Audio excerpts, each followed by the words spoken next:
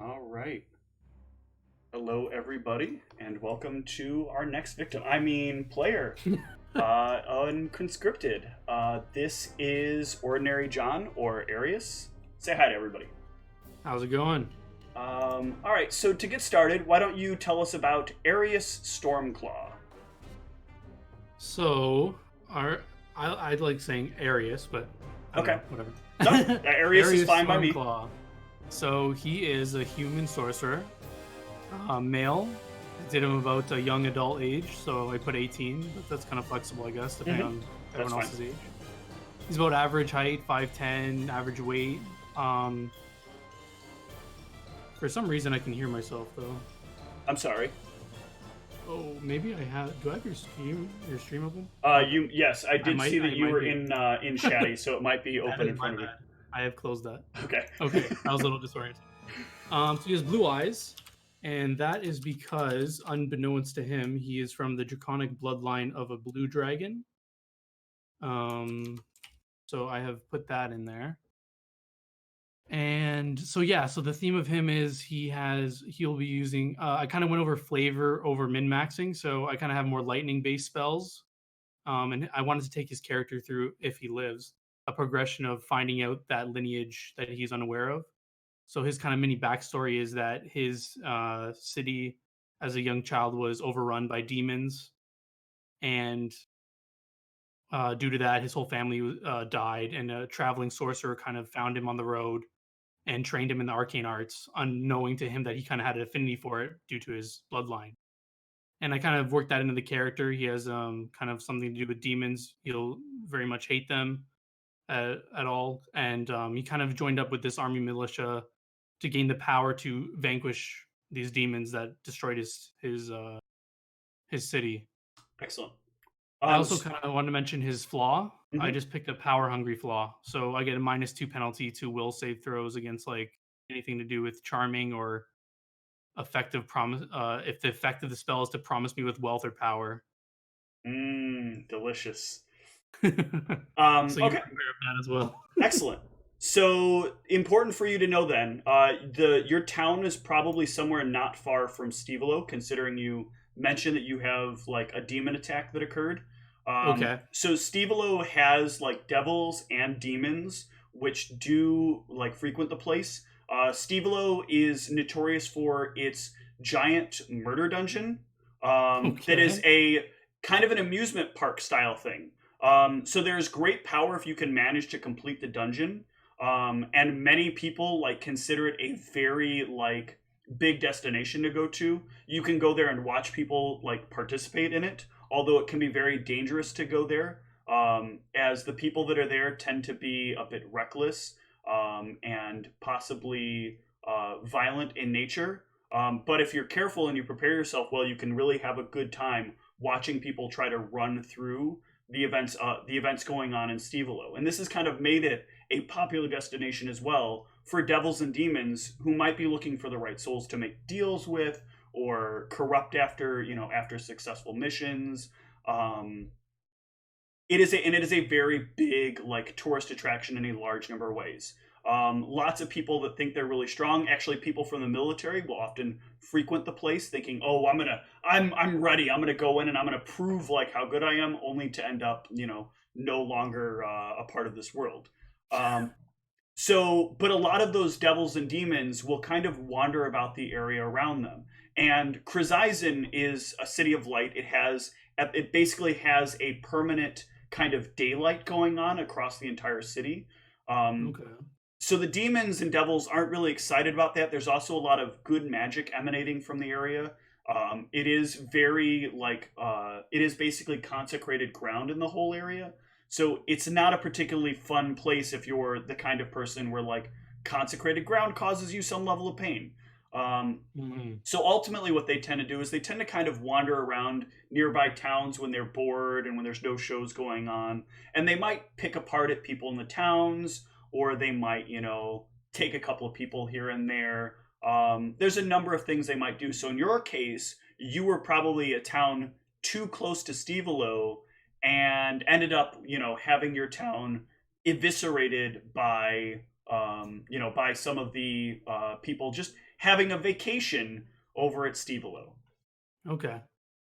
I like that. So you'll actually find yourself, considering you voluntarily join the military, you're not going to go through what is kind of the worst of the situations. Like if you were forcibly conscripted into the military, there's a very Mm-hmm. a very intense kind of starvation to eventually getting into Stockholm syndrome kind of thing going on. So you'll work for the military. In your case, you come in and really they like put you to work immediately doing a bunch of miscellaneous tasks to test your strength, tasks to make sure that like you can move things around in ways that need to be moved if need be. You notice that like they put you through some reasonably but not super dangerously violent things just to make sure like a couple of like cuts or bruises here and there aren't going to stop you from getting a job done.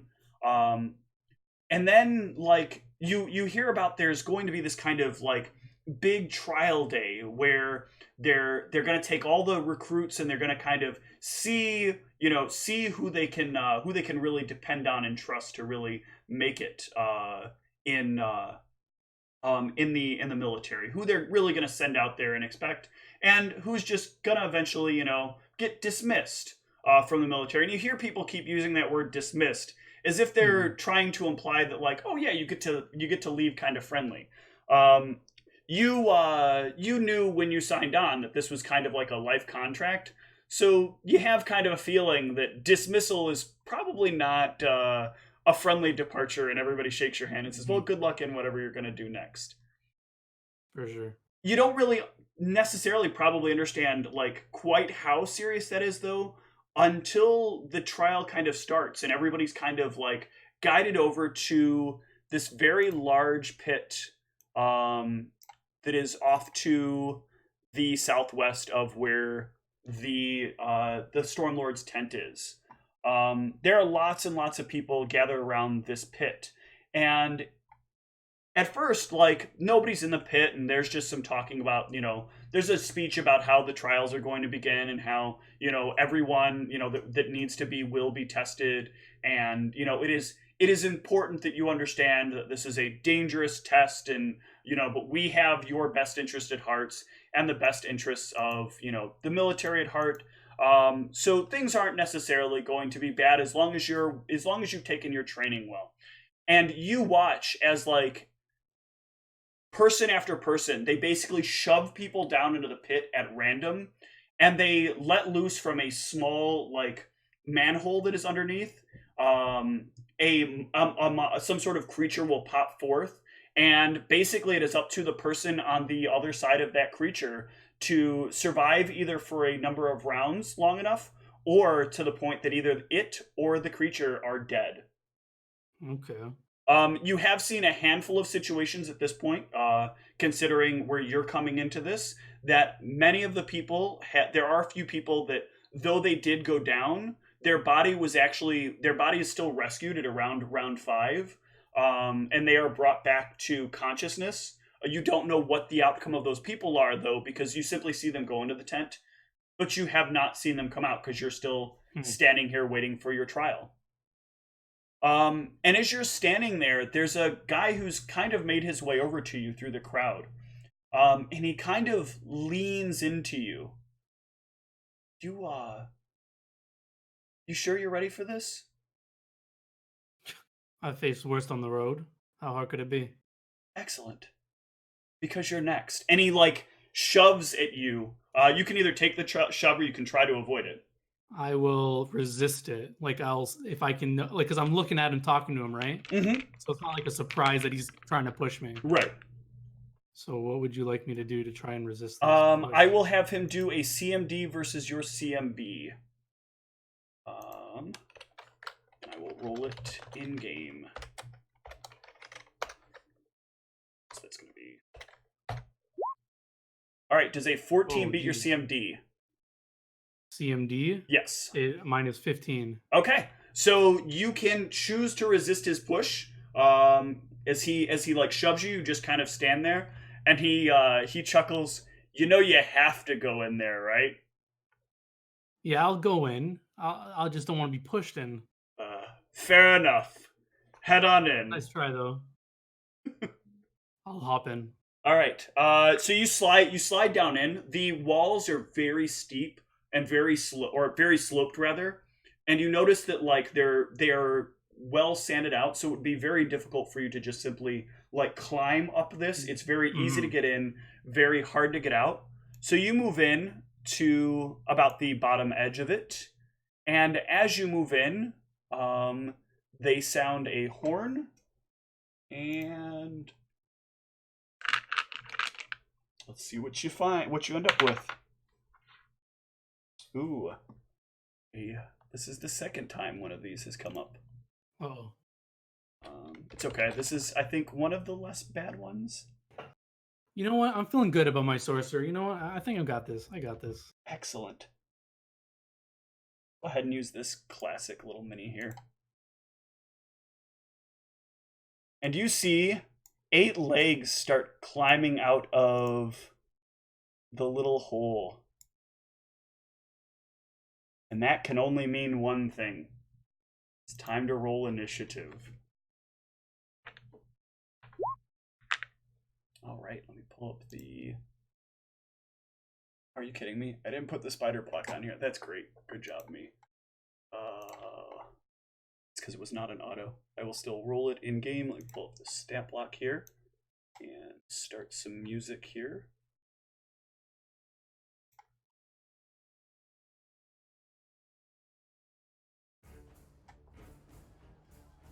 All right. The spider is... There's no way he beats me. Come on. Oh! All right, bring it on. That's so sad. All right, so the spider gets to go first. The spider comes up, and it will immediately...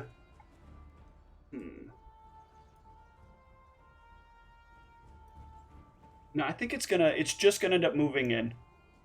It's hungry. They don't really feed these things, so it is gonna charge in on you. And it is only a regular giant spider, so it is your size. It is a spider about your size, and it hasn't been well fed. Whoops, I'll roll that in game. I don't need to Koibu this. I got nothing to hide here. The secret rolls. Does an 8 hit? A big ol' 8. It does not. 10. Does a 10 hit? A 10 does not. All right. Well, that's not a good sign for the spider, so that is going to be on to you. So he's right up in my grill, eh? He is right up in your grill. Can I take a... I'm not even sure if this works in Pathfinder, but can I disengage from combat and not take an attack of opportunity? You can, but just like in 5e, you cannot take any other actions when doing that. In Pathfinder, though, you can take a 5-foot step.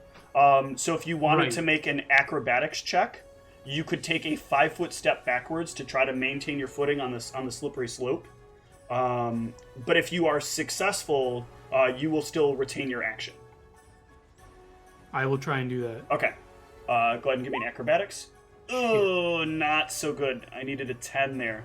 So you're just kind of trying to move back, and unfortunately you spend your 5-foot step just trying to move back. You can still act here at this point. Alright.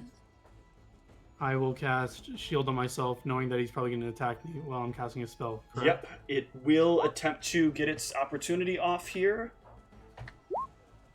But I don't think a 4 is going to get you if a 10 didn't, so... Nope. All right. So now for... Or shielded. Yes. I believe that's a +4 to my AC. It is. And I guess that's all I can do. Okay. You listen as you cast a spell, and the crowd, like, starts getting very upset. We didn't come here for spellcasters! Settle down. You'll have blood soon enough. We doubt it! Maybe your blood! And the spider is going to... it's going to actually move over a little bit. And take another attack. Oh Ooh, my god. that looks like a hit. Alright, so I'm going to need a fort save from you, as well as you taking 1 point of damage. Oh. All right, so you are poisoned. So the bite doesn't really do a whole lot when you feel the teeth penetrate. But what does do a lot is the burning sensation that follows behind it. I'm going to need you to take... Oops, gotta remember the slash. 2 points of strength damage. What does that mean? Just to my health, or? No. So under your strength, if you put in the modifier in -2. Yeah, you put -2 there. Not in the modifier category. In the 10. Yep. Yeah, got it in there. Okay, perfect. So you are feeling You are feeling a little bit weaker from that bite, but it is back to your action. All right. Enraged by that it actually pierced through my shield spell, I'll go out with my bare hands and my gauntlet spikes. All right. That is sadly not a hit, but a good solid attempt. The spider, feeling completely unthreatened, is going to continue at its path of action. With a no 15. hit. The shield saves me. You bring your shield up, and like its teeth try to wrap around it, but clearly cannot pass through the force wall that the shield creates. Okay.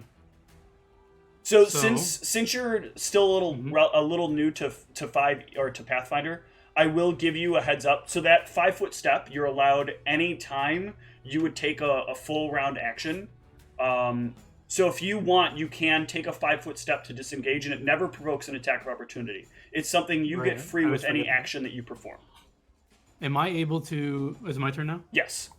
Okay, am I able to... Because he moved on an angle. Can I move... Can I take that 5-step forward, like on the angle? Yes. Not to the wall? You can take a 5-foot step diagonally. Okay. I can't move my token. Oh, I'm sorry. I did not assign you that token. My apologies. No worries. Actually, do I even want to do this? From my knowledge of watching the other trials, was it just a one monster trial? It is just a one monster trial. You only saw them send one monster out for each person. All right. I will move a 5-step. Yep. That will work. And I will cast Shock Shield. All right. I am not familiar with this spell.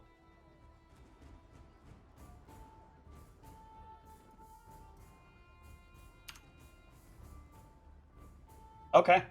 And that is at any time as a free action. You can dismiss it. So it will get annoyed that you've moved away and come back in. And it only has one course of action. It is hungry and it needs to feed. Does a 17 the shock shield hit? saves me. No hit. No! Poor spider. The poor spider still cannot eat. It is your action. So, I don't know if I keyed it in correctly, but as a free action as being part of the Draconic Bloodline, I can grow claws as a free action. Okay. So I will do that, and I'll attack with my claws. Go for it. All right. So from behind the shield, he's got like his jaws up on the shield as you're pushing back, and your claws come out of your hand, and you reach up and you jam your claws like right underneath its face, and you feel the blood as it drips down your fingertips. I want to look to the crowd and be like, "Is that what you wanted?" Yeah! He's got claws! You're still gonna die to the spider, though, boy! I doubt it. And the spider is not entirely hindered. But I don't think an 11 is still gonna get past you and that damn shield. So I'm gonna take us back to you. Mover. Okay, I'm gonna swipe at it with my claws again. Nice, a very solid hit. So you kind of knock its face away with your shield as it came in last, and then you get a swipe across the side of its face, and blood just kind of like throws up and a little bit manages to make it onto a few of the onlookers who are actually finally cheering. Well, a few of them are still booing because you're not dead yet.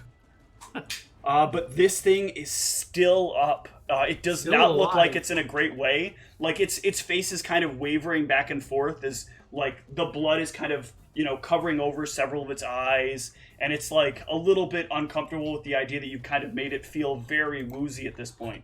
But it's gonna go in for hopefully not its last bite. Oh, but with a miserable, like, the blood is all in its eyes, it can't quite come forward enough. And you have it right there in front of you. No shield in the way. Time to finish this beast. Just kidding. And I don't know if it's maybe that you were expecting the spider to come forward a little more, but you like reach down into where you think its face should be, but sadly its face does not end up being there, and it retaliates, hoping to grab an arm bite, but fails to reach it. So, how many rounds has it been since I used my claws? 3, right? So I have. That is 2 rounds actually since you've used your claws. Oh no, 3. You're right, 3. I see. Yeah, I didn't see the first one. So yeah, I have 5 more rounds of my claws. So Cool. I'm gonna keep using them. That is a hit right on the nose, and you sink it in right in the back of the spider's head, and you let your claws kind of sink down a little bit more as the spider drops down onto the ground in front of you, and the crowd goes boo-tacular.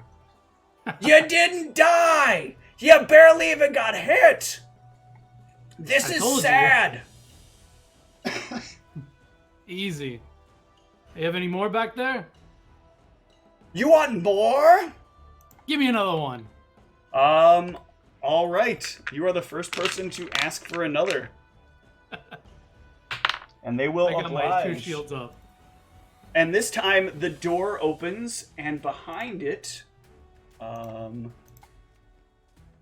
there is a ravenous, frothing hyena.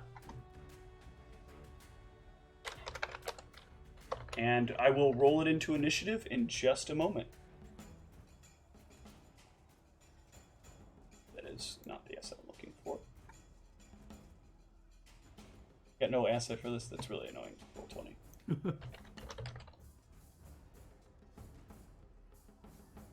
So we'll end up using a wolf here instead. A really crummy rendered wolf.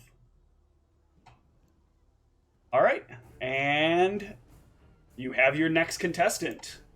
It's gonna roll initiative in. Should I reroll mine? You can stay at yours, or you can re-roll if you want. Or you can refocus and be at the peak of your initiative. So when you refocus, that's you do nothing for the round, so you're basically like, the wolf is coming, so you can kind of set yourself up. Okay. And that will put you at the top of the initiative order, and the hyena will come in at a 13. So it'll go behind you. There was a chance that, I guess with your initiative bonus, it's not likely that it could have gone above you, but yeah. So yeah, you have the first order of actions against the hyena. Do I want to go up and attack? I'll let him come to me. I'll take a dodge action. Okay. So it is going to rush at you. I'll kind of point my claw at him like, "Come, beast!" It does so. Now, did you want to ready an attack as well? No, You're just gonna dodge? You can't do both, right? You can choose. You can choose to. I guess no, you can't. You can choose to go defensive. I'll be which defensive. Is, okay. So it is going to. Not even close. Nope, not in the vicinity. That's gonna bring us back to you.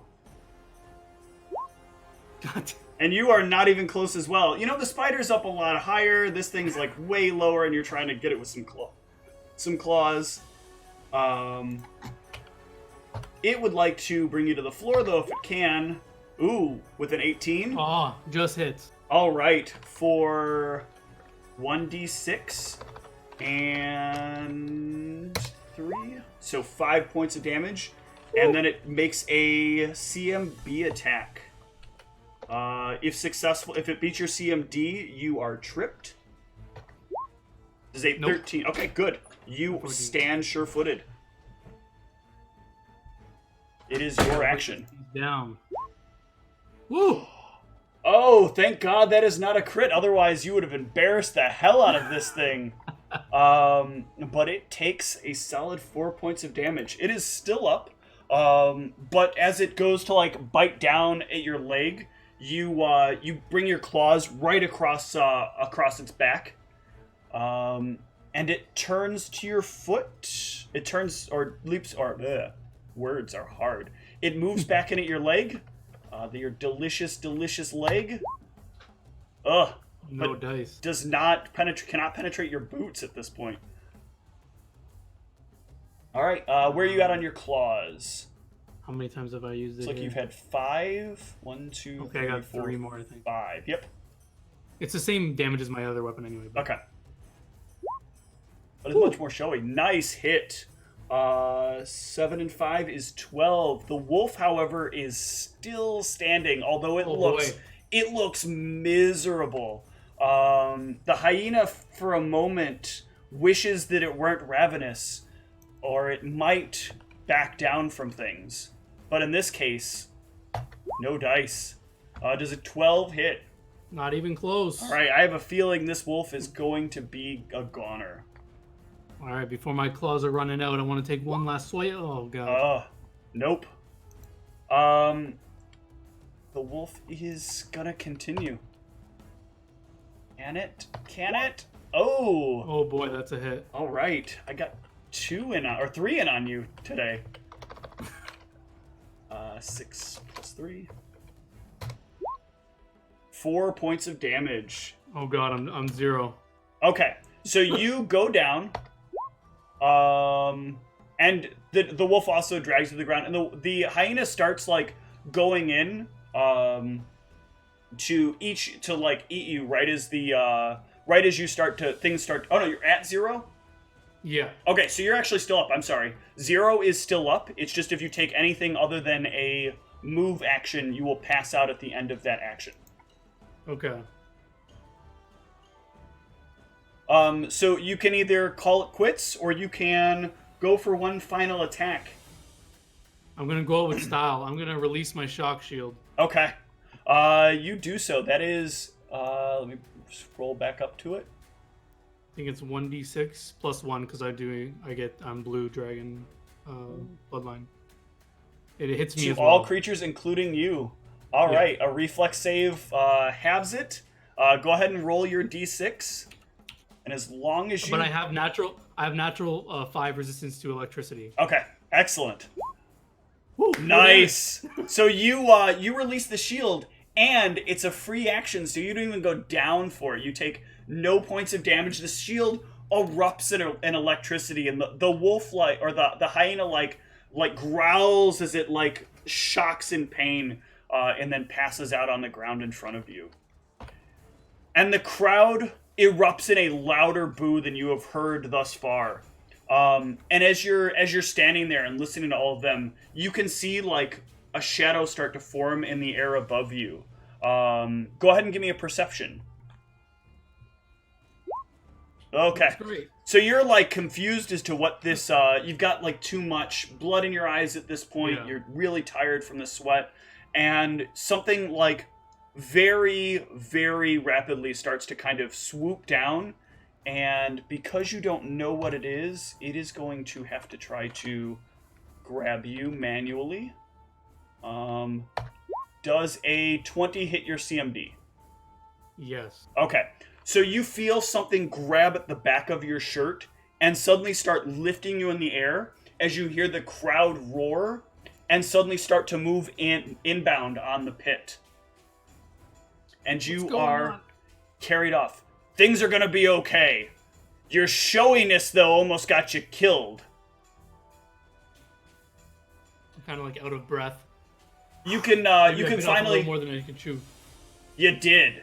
You can finally, see a bit as you get risen a little bit up in the air. And you can see that, there are a number of people now trying to sort out, a bunch of people who've, gathered in the pit and are all, kind of fighting to figure out, where exactly you went, or at least the people who didn't notice you being picked up. But what you now look up and notice is a rather large man in full plate, riding a griffin and bringing you around to the tent over here. You are let down. It's like commonplace creatures, like what I have seen with these before, and So you have seen hyenas or before, would I be and surprised by this? no, you've seen hyenas before, and you have seen these larger size spiders before. Larger size spiders are. I'm gonna wait because it looks like my video is chopping out. Can you hear me? Okay.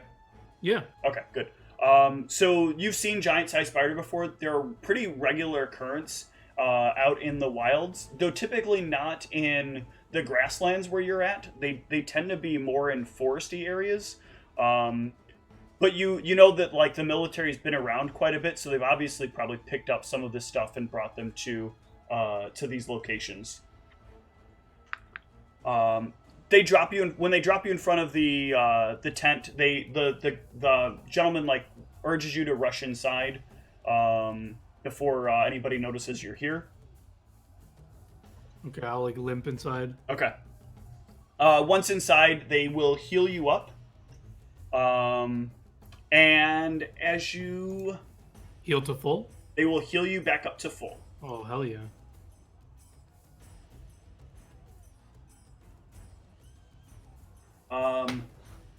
So as you as you finish up your healing, one of the clerics kind of stands up and is like, "All right, you look good to go, because you're not done. Not done. Not done. Had you not killed two of them, we probably would have just thrown you at the next task without giving pause. But you bit off a little more than you can chew, and you're going to let us teach a pretty valuable lesson to some of the recruits about keeping order. So, I'm going to guide you around the back way, and we're going to put you through test number 2. It's a really simple test, though, I assure you. Okay. I figured I'd be rewarded for fighting to the last breath. You got your reward. You got healed. The rest of the Okay. trainees don't get to get healed in between. Fair enough. The, way. the cleric opens up the tent in the back and leads you around to a small area over here near the water. There is I don't actually have this drawn out because I couldn't find a good enough example of it. There is a long hallway with a door at one end that he stops you in front of. Your task is to get from one end to the other. Very simple. Nothing's as simple as it seems. Maybe. Only one way to find out. Okay. I'll look down this hallway There's I've a seen- door at the front of the hallway. at the other end of the hallway that I need to get to. No, there's a door at the Oh. front of the hallway and a door at the other end of the hallway. Okay. So I'll open the door. Okay. I'm going to need you to take 1 point of lightning damage, which you'll soak. That Uh, tickled. You're not even bothered by that. Petty tricks. I've seen plenty on the road. Fair. Well, head on in. You just got to make it to the other side. All right. So, did I get the door open? You got the door open. Yeah, What do I the see? electricity didn't bother it at all. So give me a perception. Oh boy. You asked the key word. All right, looks like a hallway. There's a hall that runs down. There are some steps that go up, and then down another length of hall, and then the door at the other side. I'm not 100% out of character. I'm not sure the mechanics of this, but I want to be wary of like pressure plates on the floor. But because I got that perception, am I forced to just walk? Yeah, and with your low perception, Okay. that was the initial one you get for whether or not there is something in the first few feet ahead of you. Okay. I will proceed to walk as I am sure that there's no danger for me. All right. Oh, does a 21 hit? I'm sure it does. Yes, it does. I do not have my for- shields up anymore. For 6 points of damage. You hear a and an arrow like lands in your shoulder. Ah! Jeez. What's interesting though was you gave a little extra look at this hallway, and you noticed there was nothing on either side of the building that would allow an arrow to come through. I kind of pause and I take my time and I try to detect any magic down this hallway. Okay. You notice that this hallway is quite filled with magic. In fact, give me a perception to go along with that detect magic. Just this is from the distance that you're at. So you just notice there's magic ahead of you. So you'll have to, if you take your time moving down this hallway, you can detect where the next point of magic is. But it means you're going to move a bit slower going down the hallway. I will do that. Okay. So you take your time looking ahead, and you notice as you get to the steps don't seem to have any magic coming off of them. No magic on them, eh? No magic. Nothing on the walls around the steps either. That doesn't mean there's no mechanical traps. Well, you can have a look. You've moved some distance, so you can have another look to see if you would like. I'll examine the steps to see if there's any, and the walls to see if there's any openings for any arrows to go through. Excellent. All right, a 16. You're examining the steps. You look down, and you notice that like the steps have a little tiny like hinge on each of them. That looks like it would cause the steps to kind of fall down on you. Doesn't seem like it would do much though. And how many steps are there? There's no way I can like one long step over them, right? There are about 5 steps. It's not a lot of steps. So with a good either acrobatics, or I didn't add athletics, but I did mean to change that because I do like the acrobatics/athletics system. So if you put any points in either jump or climb, you can count that as athletics. But with one of those checks, you can try to vault over the thing or use kind of a running wall jump to get across it. Okay, this is a mechanical question. Mm-hmm. Mage hand, it's used to pick up things, but could I use it to press down on the step? Sure. All right, I'll use mage hand to put pressure on the step. Okay, when you put pressure on the step like immediately falls down and creates kind of a ramp that slides you back. You notice that weirdly, even the mage hand seems to kind of slide a bit on the ramp.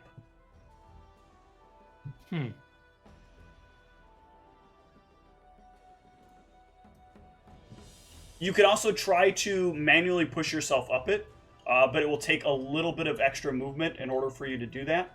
And you will need to give me a balance check going up it. I'm going to do something kind of weird. I don't know if this will work. Okay. But can I use this on the steps? You know what? I will allow it. That is a innovative use of open close, but I will allow it. Am I able to maintain the spell as I walk over it? Yes, it is concentration based, so you can manage to hold it. So you basically like see the mechanism and you're like, "Oh, I can just," and you like snap at it a bit. Or how do you cast open close?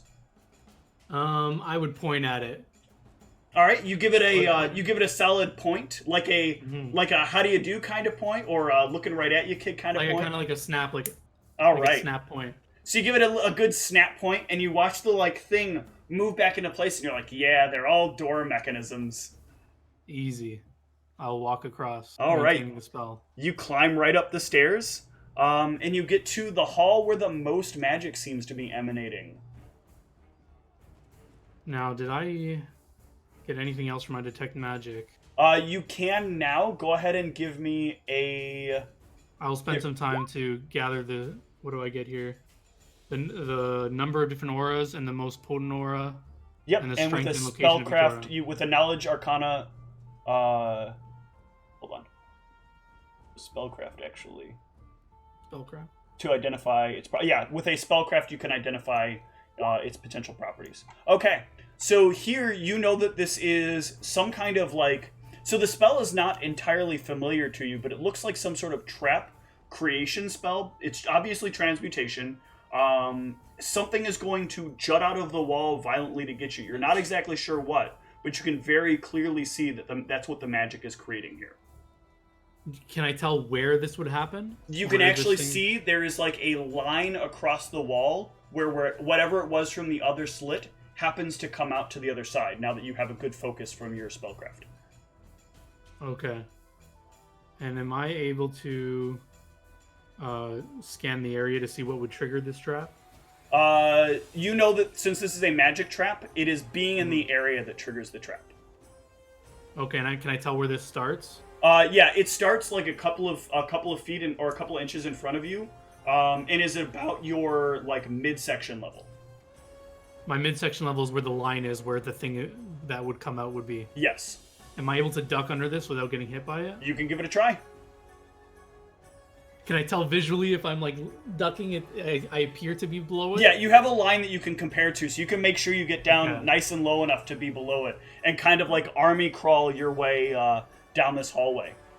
Okay, so I'll army crawl up into the barrier, but not past it yet. Okay, so as you crawl into the barrier. Okay. Okay. I don't go through the barrier yet, or where I perceive it to be. Okay. I'll throw my mage hand through it to see if it triggers it. The mage hand has no effect on it. Okay. Then I will proceed to army crawl through. Okay. You army crawl through and you hear vzzzz. Do you want to look up while you're army crawling through, or...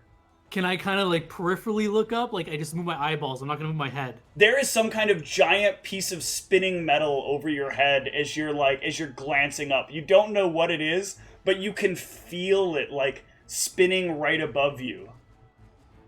Sweat begins to pour down my brow, and I'll continue army crawling to the other side. All right, give me a perception to get up on the other side.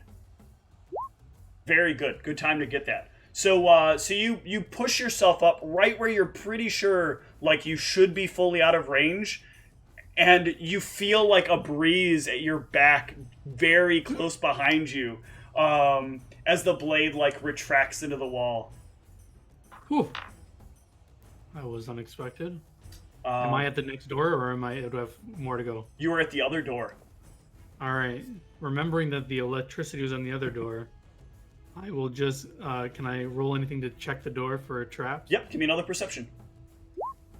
This door is safe as hell. Totally. This is a basic-ass door. I will open it proudly and confidently. You do, in fact, and the door opens just fine, and on the other side, the cleric is standing there waiting for you. How's it going, pal? You took an arrow, at least. That's nice. I heard a lot of stuff in there. Yeah, it was a little more than I expected, but nothing I couldn't handle.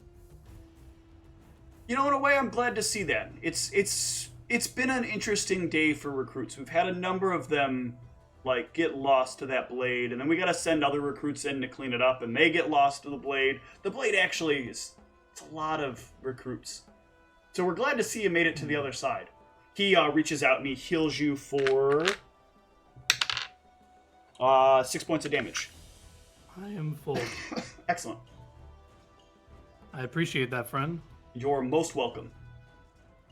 So, you can consider yourself possibly a part of the team with one quick exercise we're going to have you do in the morning. Okay, what is next? We have a team that's going to go out and pick up some money that's owed to us. And you just need to follow along with the team, learn how it is they do what they do, and make it back here successfully with the rest of them. I would say that sounds easy enough, but from my experience here, nothing is as easy as it sounds.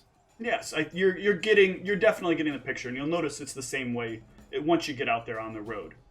The good news is we're going to send you with a well-trained team. We don't like our first-time recruits going out with just any old people. So these people are going to be seasoned veterans. They'll know exactly what they're doing, and you should have a fairly easy trip, as long as you don't piss any of them off. Of course. I will warn you, though, you may not end up with a group that is quite happy with magic, so I wish you the best of luck in that. Why is that? It just sometimes happens. We got a lot of people here that are very, very against magic. Many of the people that come in here, they tend to be the type that They're really coming out here because they want to put an end to magic. They think magic is really messing with the world. There's just too much of it flowing around. They blame it on problems with animal life. They blame it on why all the cities are so out of control. They blame it on why crops don't sell. It's a real big thing for a lot of the people that work here. I can understand why you lose so many recruits now. Mm-hmm. They don't seem too intelligent, if that's their opinion on magic. We're largely about the brute force. I mean, yeah, every one of us that's here has had to go through the trial that you've been through, and every one of us has had to go out on that road and collect the money. And I assure you, this is not the kind of job that lends itself to just a nice, easy task, unless you're willing to, put a little bit of force into it here and there, especially with what you'll see once you get outside of the camp. Okay. One last thing, that spider bite I took. Do you have anything to cure that poison I took? That should wear off of you in... I'll check this real quick. I have a long duration.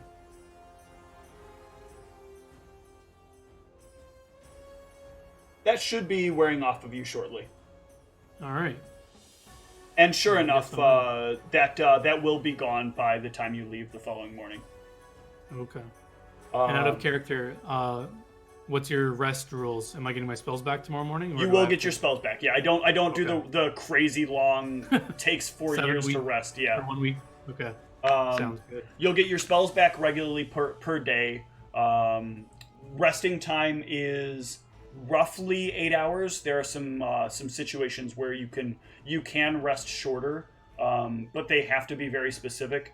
As we go later on in the game, this is something that a lot. Since you happen to bring it up, I'm gonna mention it. As we go later in the game, buying certain home things, certain things for wherever it is your character ends up calling their home, that are nicer amenities, will reduce the amount of time you need to sleep to be able to relearn your spells. So there's stuff out there as you go that's not just stuff that you bring along with you that can really make a difference in some of the day-to-day goings on of your character. Okay. One last question, friend. Mm-hmm. You seem to have obviously an affinity for some sort of magic, healing magic, if it. I do. What are you doing to curtail this attitude toward magic in this camp? I provide the healing, and believe me, it's a very interesting thing when the barbarian that hates magic and wants to break all magic has to realize that he's not going to stop bleeding any faster without asking me to give him a handout, if you will. Perhaps a little less healing for him next time. A lot of them have had that. A lot of them have come in, had an attitude about that magic business, and walked out with a couple of band-aids and a lot of blood on the floor. Ha! Very good. Yeah, we try. We try to train them well that magic's an important part. The Stormlord would rather we probably say a little bit more or get a little bit more forceful with the healing. But he really doesn't argue when we don't put it out, and he seems to know we've kind of got the best intentions for the group at heart. Sounds good. I guess where's my resting quarters? There are a number of tents all over the place, or you can choose to sleep outside, your choice. Tents can be a little bit of slim pickings, so you might have to fight or struggle with somebody if you wanted to get a tent.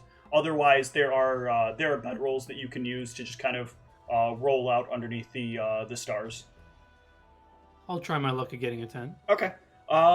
Give me either an intimidate, diplomacy, bluff, or strength check. Okay. You are able to get yourself a bed for the evening. You kind of put yourself in, and people are trying to push past you to take the tent from you, and you stand pretty firmly, and you happen to get nobody coming along that is a much larger guy, because you picked out kind of the right size tent. It's not a really big tent. It's not a really tiny tent. But it is a tent that a lot of the lower guys would go for first, and a lot of the bigger guys have already managed to snatch up some of the larger tents. So you stake yourself out a pretty good claim for the evening. When if anyone tried to argue with me for the bed, I'll just say, "Did you see me in the pit today? I took on 2 creatures. Well, hardly anyone could take on 1. This bed's mine tonight." Nobody argues you a bit when with your show of force. Excellent. So that is a pretty good nicety. Sleeping in a tent doesn't really do much to change your sleep time, but it does do a lot to make sure that nobody harasses you in the night. Excellent. So next morning, you are fully refreshed and ready to go. When you rest, if you were down any hit points, I do use a modified version of the regular Pathfinder rules for healing. So you're going to heal 2 hit points plus 1 per level that you're currently at. Okay. So natural healing can be a bit slow, but there's tons and tons of magical healing. Sounds good. Yeah. There is one other thing to keep in mind that might come up for you if you do get a lot of healing. So in the world, there is something that can happen to you called ether poisoning. Okay. It is, the longer and more often you're subject to magic, the more your body becomes kind of tolerant to magic, and the more that being without magic can cause you some pretty negative side effects. As a sorcerer, you're a little less prone to this happening because you have magic innately inside of you. But this can happen if like you're traveling a lot and you're in a lot of combats and you get a lot of repeated healing over and over and over again. You can end up with a very high level of magic of ether poisoning. And if you are at that point, you basically need to have somebody casting like either high level spells or a lot of low level spells, or you need to be moving a lot of magic through your body in order to make sure you're not like feeling all the negative repercussions of that. And ether poisoning can kill you if you get to a large enough dose, or if you get to a large enough point. It's unlikely that's going to happen unless like you are regularly experiencing like somebody casting 8th level spells every few hours. And then once you're done with that, like you decide you're going to go on a resort to a island that has no magic on it, you'll probably have a really rough time at that point. But on some small levels, it can have some pretty frustrating effects. And would this happen with me just casting my own spells, or are those kind of not considered with that? No, so ether poisoning can be kind of subsided by casting spells. Okay, But you're so not affected by it. It's when magic is kind of channeled in Put it on me. Correct. The idea is that the magic being pushed into you when your body is already used to like a certain amount of magic in it gets to be kind of overwhelming to it once it starts reaching like the levels of like, oh, I'm getting like 7 or 8 cure spells a day cast on me, and I'm in like these combats where people are throwing fireballs at me and detecting magic on me and detecting this and detecting that. So that is something that can happen. I am bringing it up to you though because as a sorcerer, there's a chance you might be more subject to being healed by the party than some other people. So it could come up. It can come up for other players as well. It's not just for you, obviously.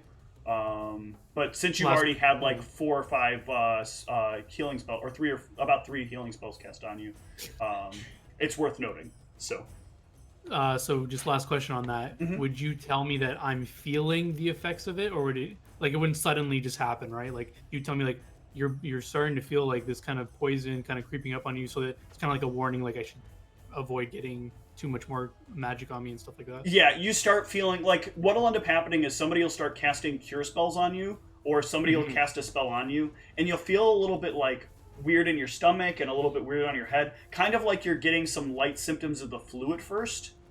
And if you start getting to that point where you start feeling that, one, you can either like try to channel out magic like as much as you can to try to get some of that, to try to kind of push that out, because the way that magic works in my world is you're kind of pulling energy from the world and kind of pushing it out through your body. Okay. But in this case, you're kind of like you'd be taking that extra little energy with it as you push the magical energy out. So you can like, if you have spells available, kind of push enough of it out to take care of some of the illness. But you will get some warnings when that does happen. Sounds good. All right, so the next morning, you are put together with... Let's see which group you end up with. You are put together with a rather attractive-looking group of people. After all the violence and hostility and anger you've seen, you were not expecting a group of people that all look like they should probably be trying to sell you like some kind of real estate or perhaps some like special curatives. These are definitely not the kind of people you would expect in a place like this. So this is the group I'm going with? This is the group that you have been tasked with. So are they just waiting for me by the road, or how are we being introduced to each other? So they actually come to find you. They are waiting outside of your tent when you step out, and they are standing around like in a pose that makes them look like they're getting ready for like the shoot for a cover of a CD label. A CD cover. That's the word I was looking for. And I look around them, and none of them have like any weapons like on their sides, or no, several of them do. To give you some description, one of them is decked out in breastplate, but the breastplate has a symbol on it. That symbol is. Let me remember my symbols here. Give me 1 sec.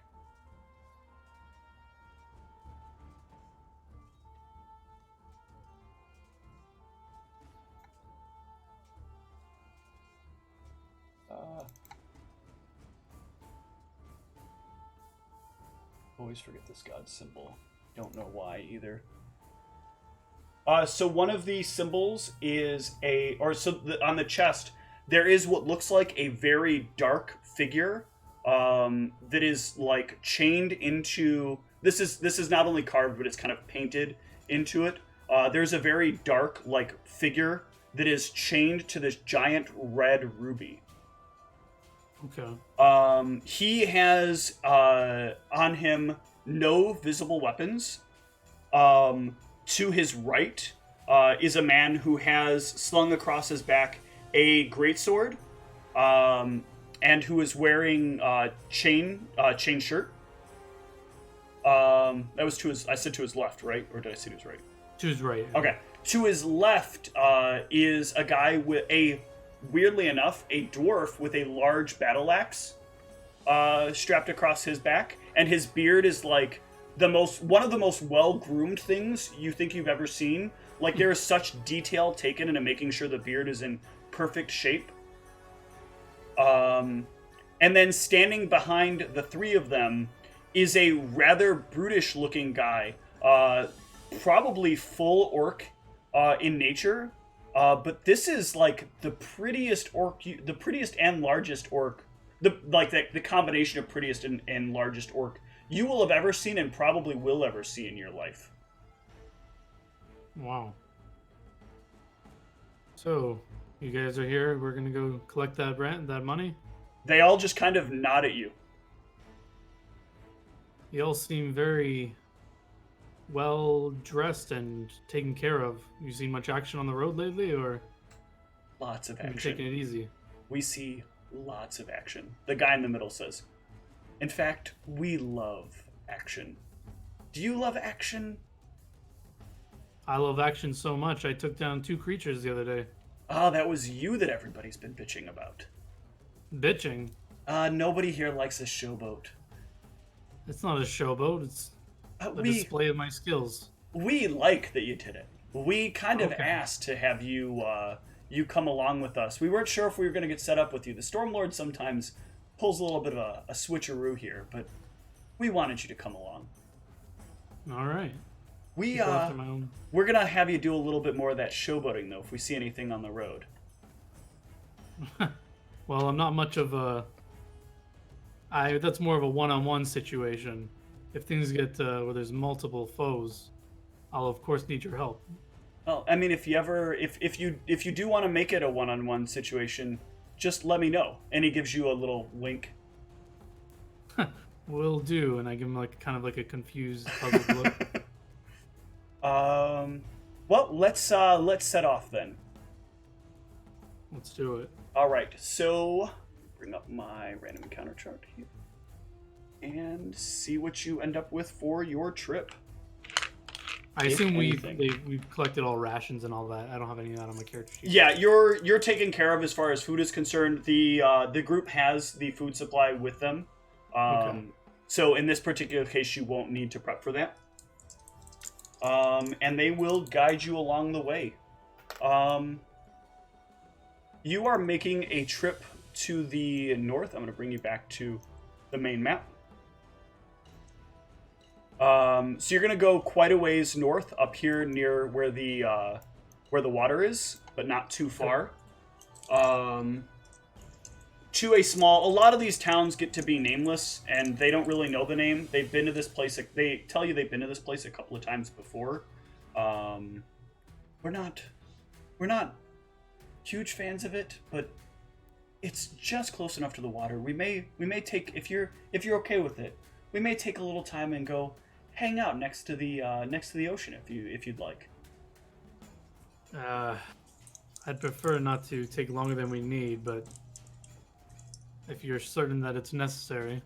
I'm kind of new here, so I don't want to tell you guys what to do, but we'll from what I understood, we'll make sure you get back on time. We think it's very important that not only do you do your work, but you also do your play when you have a little bit extra time, if you know what I mean. I haven't had much play recently, but we'll see how it goes, I guess. Yeah, perhaps we'll have some time.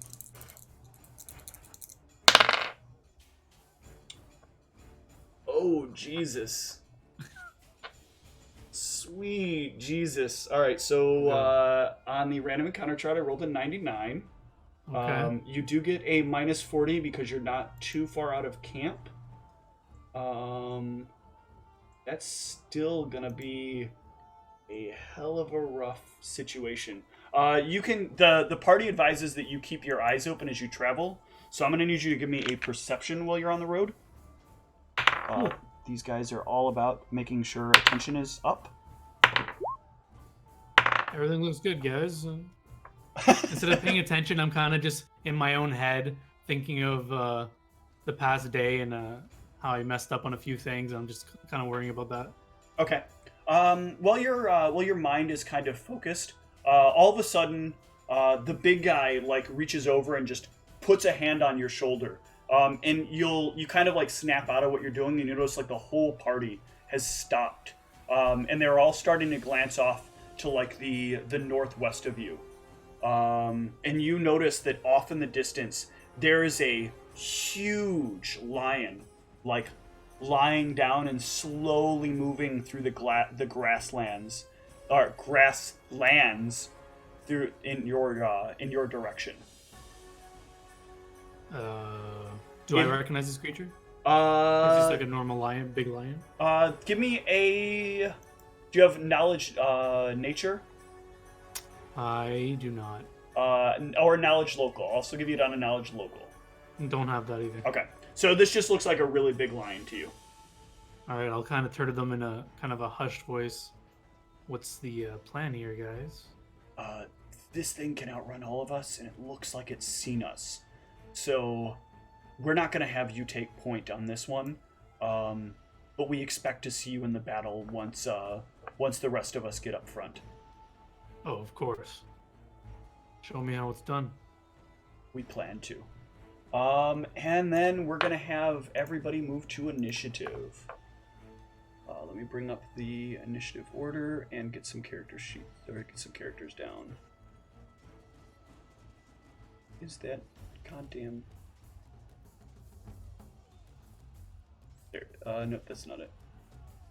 That's it. Okay. Clear this out of here.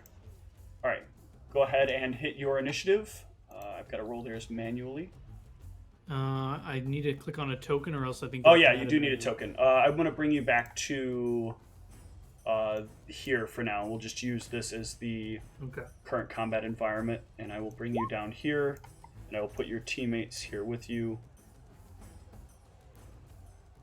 There's this guy,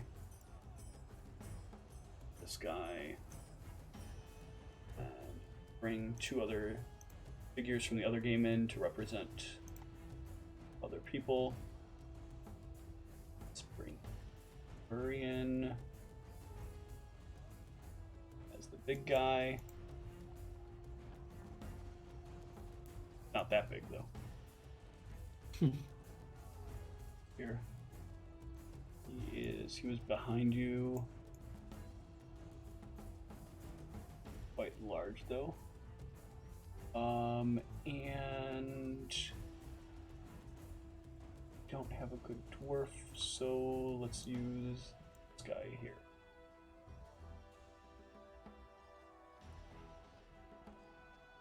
The dwarf was a little bit ahead of you. And our lion.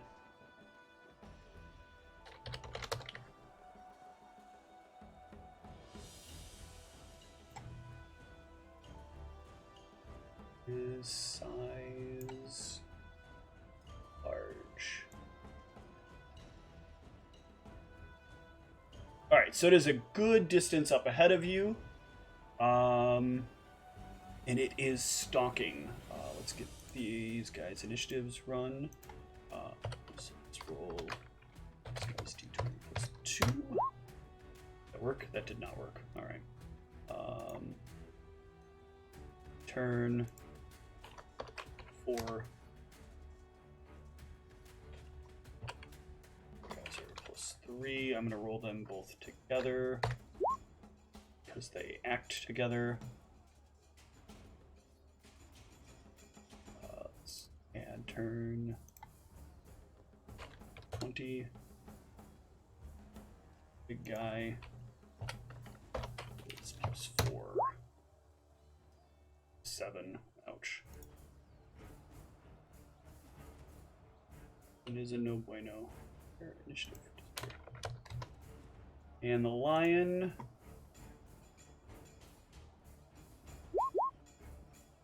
Ooh, goes on 25. Cool. Sort it up. Oops. Button. Alright, so the lion goes first. The lion doesn't really know that you've spotted it, so it's going to continue to kind of move at its normal, slower speed. It's going to go 5, 10, 15, 20, 25, 30, 35, 40. And it's going to stop there, assuming that it is hidden. That'll take us to these guys. They are both going to move up and forward. To here, here, and to here. And you see the guy on the right is going to cast Bless.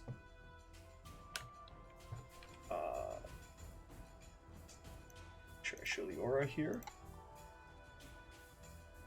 Oops, that's not round. Don't give me squares. Nobody wants squares. All right. So everyone is blessed. Everybody's got +1 to attack and damage. The other guy basically pulls his sword and gets himself into a stance ready and waiting for the lion to come forward. That's going to take us to you. This is like accurate distance, right? So he's about 150 feet? Yes, that is accurate distance. Okay. Okay. I'll use my move action to move a bit back here. Mm-hmm. And I'll cast Shield on myself. Excellent. Let me just get that in the thing. Thank you. And then that's going to move us to the big guy, who is going to take a few steps forward, reach into a small pouch, and like he reaches into this pouch and he pulls out of it like the largest pole arm you've ever seen.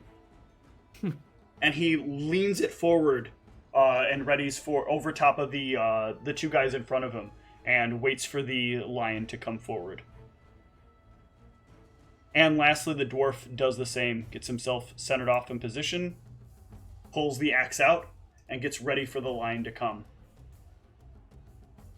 The lion, now noticing that everybody has changed their standing. Okay.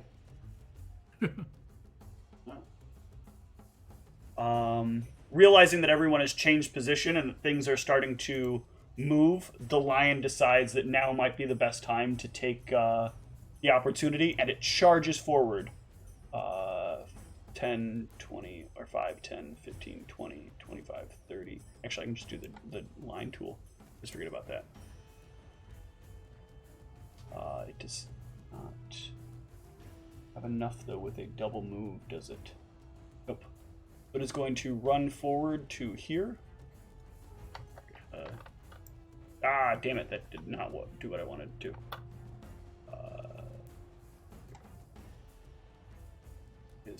It's what? Pick it up and hit control, right? I don't remember. Oh, to what? Do double? To do the drag, the line drag. I always forget what the buttons are, the hotkeys are in this. But the line does not get into range. There's a way to do it with your character, so you're moving the character and it's keeping track of the move distance. Yeah, I don't remember. I've done it like 3 times, and each time it like also glitched out half the time. So. Okay. All right, that's gonna take us back to the 2 of them. They're gonna move. 30 feet forward, and they're both going to ready an attack. And then it is you. I'll just use. So I have 30 feet of movement, right? You have 30 feet of movement. Yes. All right. So I guess since they're moving up, I'll move up. Move up about here. Okay. And I'll ready a jolt in my hand, ready to when the lion comes in range. Okay. All right. Following suit, then the big guy will move into his position, and the dwarf will move into his position. And then the lion will pounce on in. All of them get their ready to attacks. So let's see some blood. Actually, these are... First one with the longsword. Ooh, gets a crit.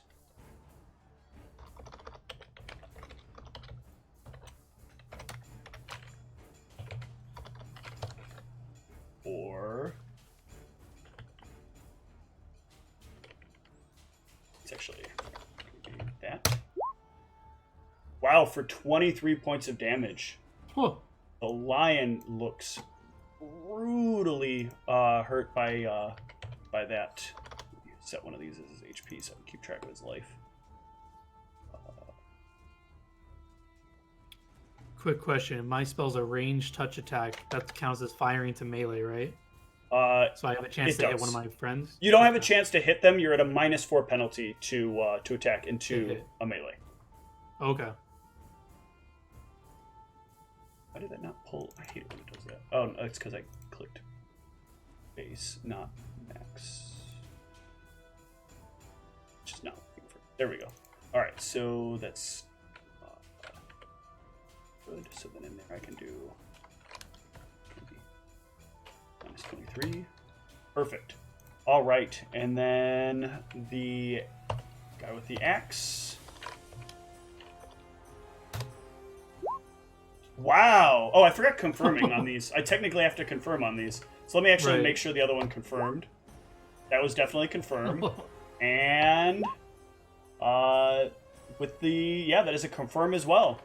So you may not even get an action this combat. Seeing these critical hits go off, I'll say you guys weren't lying when you said you see a lot of action. We do. Gotta drop them quick though. Wow.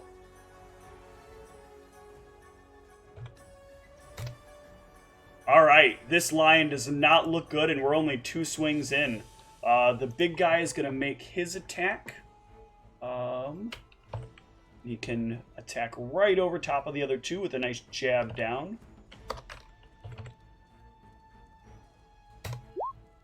With a solid hit. Jeez. This is not a crit.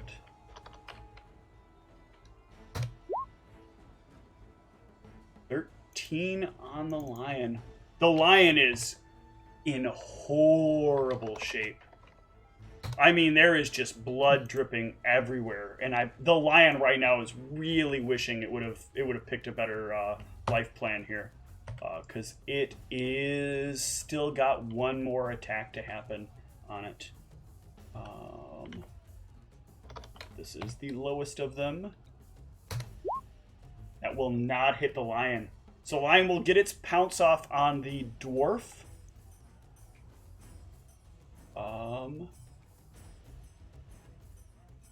Will be both of its claws. That's the first. And the second. Oh, boy. Jeez. The dwarf, like, still just kind of takes it. Like, the two claws come down and slash across him. And the dwarf, like, shakes a little bit at the impact. But still, like, kind of holds his ground. You notice, like, the blood starts kind of coming down his face. But then his face, like, seems to shake a little bit. And, like, you can't see the blood beneath his face. And there's, like, no scars across his chest or any of the rest of his body. Like, almost seconds after the claws scrape across him. Huh. I heard of sturdy dwarves, but it's another thing entirely. Impressive. That will take us to... everybody else now goes on the line except for you, so that'll take us to you. You actually had a ready action, so if you wanted to set that off or do it now, go for it.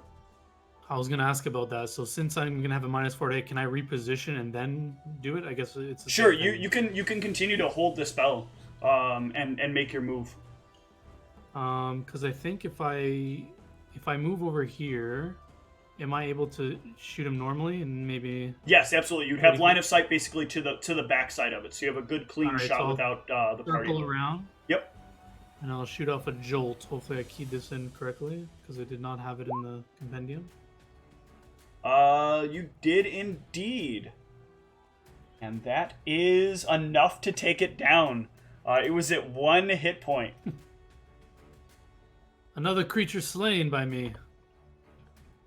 They all kind of look at you and like... Of course you did most of the work, but it was technically slain by me. Just saying. Kill Stealer. Good job, everyone. The big guy says, kill Stealer.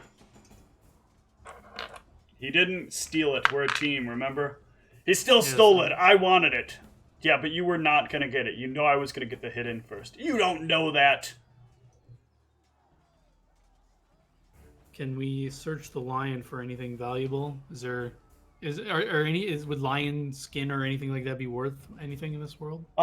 Actually, you know that sometimes hold on. You don't have knowledge nature, but you do notice that one of them like reaches down and starts carving into the stomach of the lion. Whoa. This is where the treasure is. These things don't tend to chew a lot on the on what they finish. Wait. You're planning on eating what he ate? No. So imagine you're a random passerby and you happen to run into one of these things and you're not particularly great at holding your own. And this thing is quite hungry. So it just kind of eats you, and it doesn't take time to make sure that you're properly like chewed and taken in and swallowed. It just makes sure all of you is down there, and it lets the body take care of the rest of it. So every once in a while, you can get some good finds out of these guys. Okay. And they carve it open and they start digging through. And you notice, like, as they're digging through and they pull their arms out, like, the blood that was on them seems to, like, drip completely clean of any of their clothing, of any of their weapons. Like, blood sticks to these guys like, you know, like butter sticks to heat. I kind of look at that and I'll say, so where do I get some outfits like that? These were quite a find. We actually had to make them custom made. We got really lucky in one of the towns. We found a guy who's a really good wizard overall. And in exchange for, you know, us giving him a little bit of a helping hand here and there, he made sure that all of our stuff stays quite clean. Do you think the thing you did for him, would the favor extend for one more? We can ask. Let's see how you do here, and maybe if you keep up a good relationship with us, we can talk in the future. Okay. And my dungeon is moving quite slow.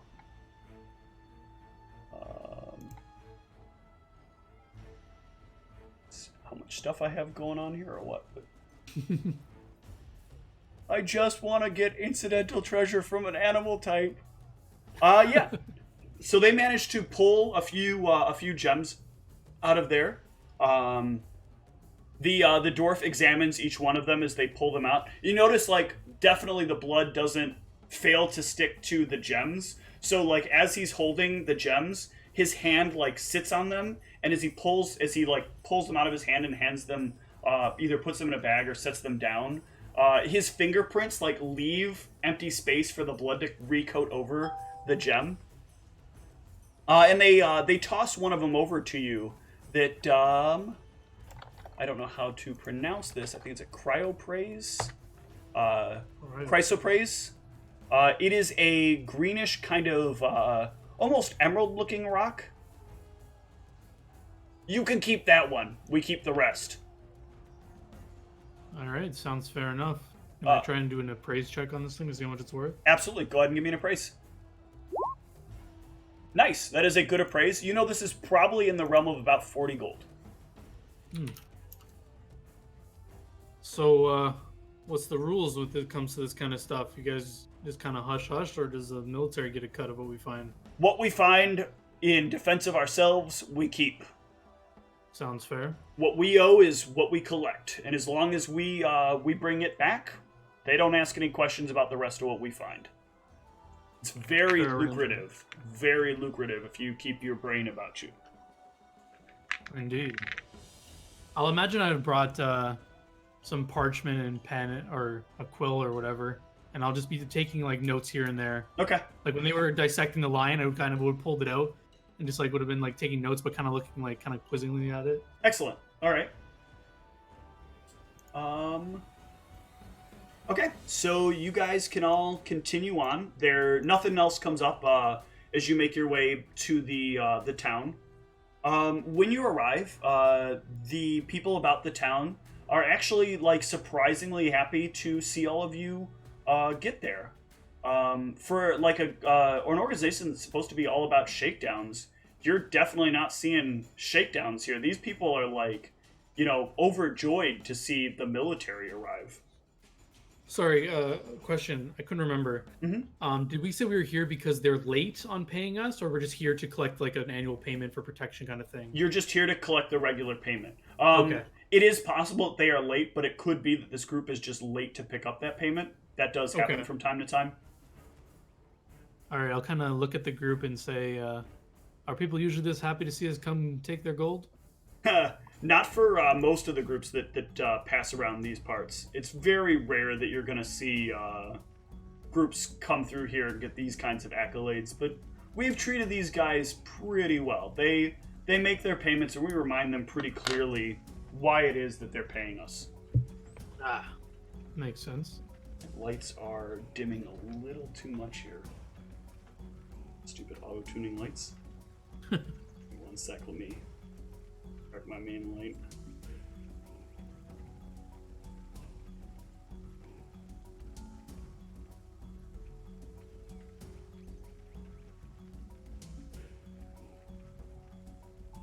Of course it's not brightening up, that's annoying.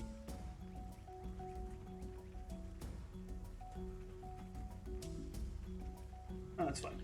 A little better. Sorry, I hate to ruin your immersion. No, it's okay.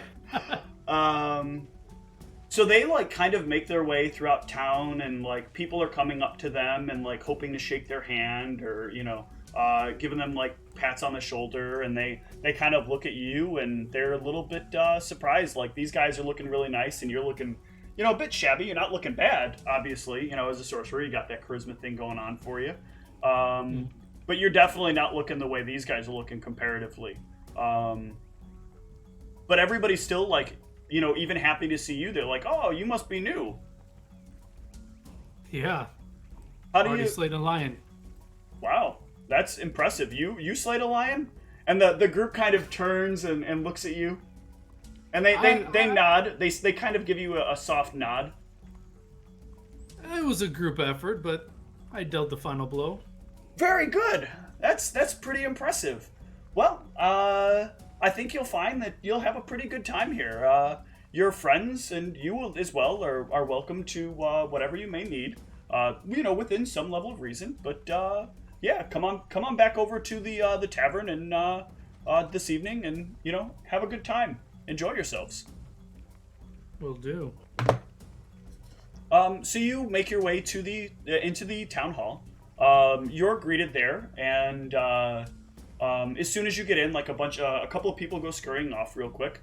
And after a couple of minutes of just kind of standing there, walking forward, and a couple of guys are chatting up with some people. If you have anybody there that you want to try to chat up with or ask a couple of questions, this would be a good time to do it. Before we went in the tavern, could I quickly exchange this is in the town hall so far. Oh, okay. Is there anywhere I can quickly change this gem to gold? Yeah, you did notice a place as you were coming through. There's a little shop that's by the way, and you know that oftentimes like shops in towns will typically buy on gems because they tend to be a nice way for shopkeepers to store wealth in a more convenient fashion. Than having all that easy to leave money when you can store a gem in a container, or you can sometimes trade it much easier. There's a number of reasons that shopkeepers are often interested in gems, or of course you can just flat out sell it or work it or whatever. So you will find that in small towns it's a little bit easier to unload gems. Okay, before I break away from the group, I'll kind of just mention to them, so how does this work? Are we taking it easy until they get the gold ready for us to take off, or do we have to meet with If you want to just sit tight here, the town mayor should come out with their money in hand. This guy's a pretty good guy. We've never really had him do anything too crazy. All right. Well, I'm just gonna go get some money from this gem. Perhaps I'll buy you all around at the tavern. Hang tight and just watch how the collection process works, just to make sure you're clear on it. Oh, okay. It's going on now. Okay. So after a few minutes, the mayor comes forward. He's a older, upper middle aged kind of guy, probably in his mid 40s, human, and he's carrying a reasonable sized bag of gold. We're on for the usual, right? There's no increases or anything like that. We didn't hear word of increase. No, the usual's fine. He hands over the bag of gold. One of them reaches in their pocket and hands him a small slip of parchment. You've been doing okay? Everything been good in town around here? Yeah, overall. You guys didn't happen to see... One of the guys was saying there's been a particularly nasty lion roaming around outside. You guys didn't happen to catch it out there, did you? The four of them look over at you. Taken care of with a quick jolt of lightning. I'll kind of let my fingers spark a little. Rookie got the kill. It's pretty impressive, actually. You did a good job there, Rook. Thanks. I'll kind of be a little turned off by the comment of calling me a rookie. One of them chuckles, seeing kind of that expression hit your face. It's a joke. We don't mean any harm by it. You'll grow into your own, we're sure. The mayor here will think nothing less of you. I'm sure if you get to make this visit again, he'll probably think quite highly of you for coming along with us. The mayor nods. Well, if that's all, then it looks like you guys have a pretty easy time. Feel free to hit up the tavern. Of course, drinks are free. Enjoy them as much as you want. Try not to hurt the barkeep. He's trying to pay for his kids as well. But I'm sorry, you said the drinks were free? Drinks are free. First round's on me, boys. They all laugh. I kind of make it. Yeah, I'll just smile wildly.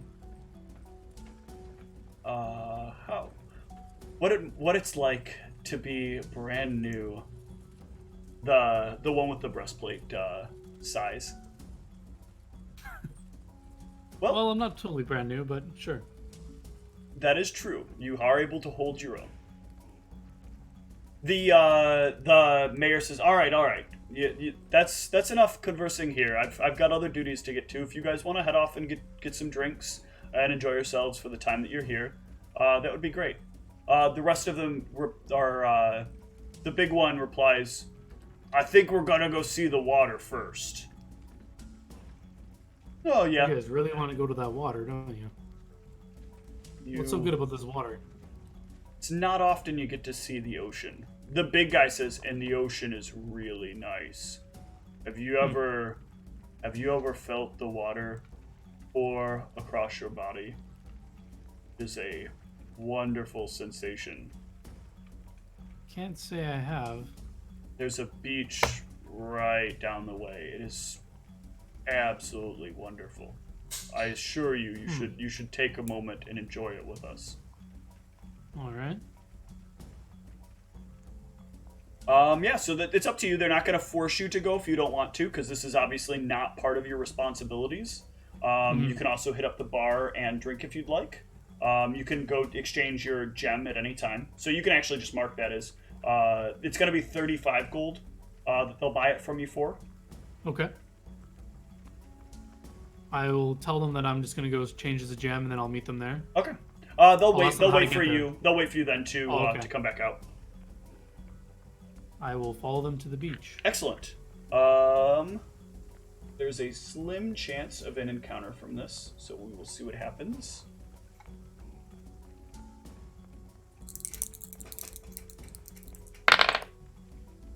Yeah, and there is nothing to worry about. You guys take about a, let's see, I always forget exactly how long that stroll is.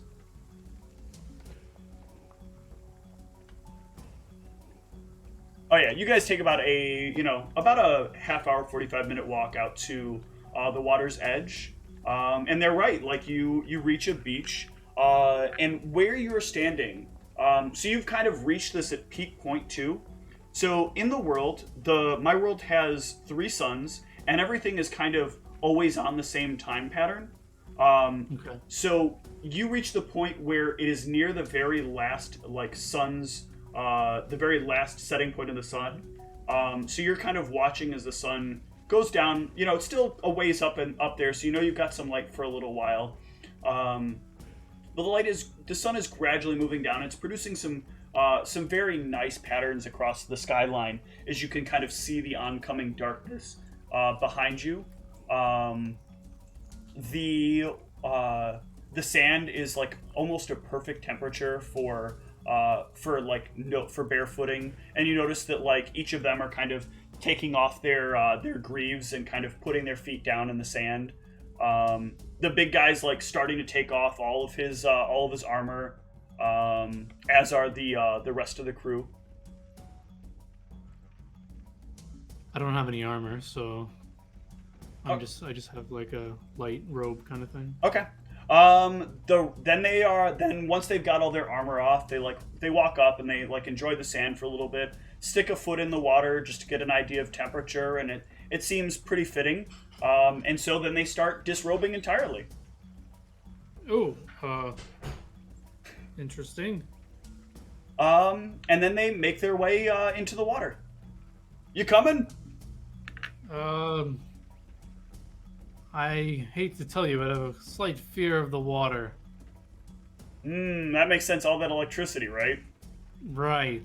I think it's best if I just thinking about that. Yeah, it is probably for the best. None of us are really looking to get electrocuted in here. We don't really want to have an electro bath. Well, you know your way back, or you can feel free to hang out on the beach. It's up to you. I'll hang out with me till you guys are done. Okay. So they play and they kind of splash a bit. Like it's weird. Like you just watch these guys slaughter a lion and then carve out its entrails, and here they are like splashing around in the water like kids at a pool park. I kind of find like I guess you said the sun's going down, right? Mm-hmm. So I'll just find a shady area if everywhere's already shaded, I guess, and just kind of watch them from a little bit of distance away and just kind of be very confused and just musing over like how this group are being like this. You find a place, lean up against a rock, and kind of relax there. And eventually, they kind of get tired of the fun and realize the sun's kind of getting a little too far down. And they all kind of move back out of the water, and they start picking up and putting on their clothes. And like you notice that as they put their clothes on, like the water seems to like kind of rush down off of them. And the clothes like in no way absorb any form of water, and they put each article seems to like kind of dry them off, except their hair. Their hair at this point, no matter what they do with the clothing, their hair remains like almost permanently wet. No amount of time like seems to change the amount of dampness that their hair has to it. So do I know? I clearly noticed this, right? Yeah. So it looks like your clothes are impervious to water, but what's the deal with your hair? That's a funny one. So this is the dwarf. We were out at Hold on, before your story. Yes. All this rush, we never even introduced ourselves to each other. So that's a rule. We're not allowed to introduce ourselves to you until after you're official. Oh, no names then. Unfortunately, no names. We know your name, right. but we're not allowed to give you our names. It's a very... The Stormlord assures us there's a good reason for it, but unfortunately, we can share stories. So you have ways that you can remember who we are, but no names until you're in. Well, all right, fair enough. We'll find you afterwards. You came out with us to the beach. We at least owe you that. Oh yeah, for sure. But anyway, we were out at this place, and this guy offered this very strange thing. He offered to wash our hair. He said he had some kind of new substance for hair, and we were like, sure, we're always willing to try some stuff. And we like checked with him to make sure it wasn't gonna change the color or do some other weird stuff. And he washed all of our hair, and we were like, okay, so what's the deal? And he was like, well, your hair is always gonna have like that fresh, wet look for hours upon hours after you spend some time in the water. And we were like, oh, okay, that's a little weird. He was like, no, like think about it. Your hair, you know what's one of the best looks out there? It's when your hair is like freshly wet. You look like you're alive and ready to face the day. You look like a cool, like energetic person, ready to go. And it's a good sales pitch. So we carry a few of these, and they toss you what's in like a little pomade container. Mm-hmm. You just run it through your hair like once a day, and if you get your hair wet, easily quarter of the day you'll have wet hair. So this keeps hair wet. Oh yeah, drippingly wet, in fact. Interesting. And he did this to you before he told you what it did? Yeah. And you guys are cool with that? We like to take some chances. He was a nice looking guy too. Okay. In my experience, people like that take advantage. That can be true, but we were pretty sure. I mean, we're big guys. He wasn't much of a guy. If he would have taken some risks there, that would have ended up really bad for him in the long run. So, did you figure out why he did this? Because you guys bought some of the product off him afterwards? Yeah, he was selling. We're not the greatest at noticing when somebody's trying to sell us, something. So this one here, is this free? First one's free? First one's free. Enjoy. Awesome. I'll open it up and put I'll dip a pinky in and just throw it through my hair. Okay. You can dab a little bit, and that'll get a couple of streaks. Like if you got your hair wet right now, a couple of streaks of your hair would remain wet for about 6 hours. Okay, I'll do that. I'll just get a handful of water and just like wash my face, but get water on my hair too. Okay, just to see how it works. You get a little in there, and after a few minutes, like you notice, like those spots are still wet, and you can feel like the drips running over a couple of little pieces of hair, like repeatedly getting a couple of strands wet as well. Interesting. Maybe I'll try it out. My next hairstyle. It's a good look. You think it'll look good on me? I think it would. Well, what about if I cast some electricity spells and my hair is wet? What do you think? Oh, wouldn't that hurt you? I'm not sure. You want to try? Yeah, that's an experiment worth seeing. All right, let's try it. I'll dunk my head in the water, and then jolt. I'll cast a jolt in the distance, just off on the beach somewhere. All right. Oh, so you're not specifically sparking your hair when you do it. No. Okay. I don't know if they know exactly how magic works, so I'm kind of just like banking on that they think like I become all electric. Okay. Well, you don't. They see the little jolt go out, but they know magic pretty well, and they sigh a little bit. We were hoping you were gonna shock your head. Huh. That would be neat. Sounds like. That would be neat. But how about we make it a little more interesting? Mm-hmm. So, out of character, in the future, I'm going to have a loaded die in my character sheet that I'm going to buy in town eventually. Okay. Can I say I already have it as part of my character backstory? Yeah, I'll let you have a loaded die. That's fine. Okay. Can I have two then? One that's not loaded and one that's loaded? Yes, that is fine. They're both wooden die, so I'll chuck. Who was talking to me? The dwarf? This one right now is the one who carries the sword. Okay. I'll toss the non-loaded die to the person that I was talking to, the greatsword person. Okay. And I'll say, how about highest roll gets a nice jolt of electricity to the hair? I'll take those odds. So my die is obviously loaded to the higher end of it. Yep. And I believe I don't have the specifics in front of me, but they can tell it's loaded with a DC save, I think, of like 20 plus. Yeah, with a successful DC 20 perception, and you can buy nicer dice that are harder to tell. Exactly. So yeah, you can do that however you want. All right, so he's gonna roll a D6. He'll roll a D6. You roll a D6, let's say +3, because there are still sides on it that could give you a lower number, but you can have it loaded in whatever direction you want. So he's going to get a 5, and anything you roll higher than a 6 will obviously be a 6. You didn't have the die set up so that you have a die that has 9s on it. Right. Oh, jeez. Oh. So you come up the low number on the die, 4, and he happens to roll the 5. Well, I was expecting. Looks like I got you. You got me this time.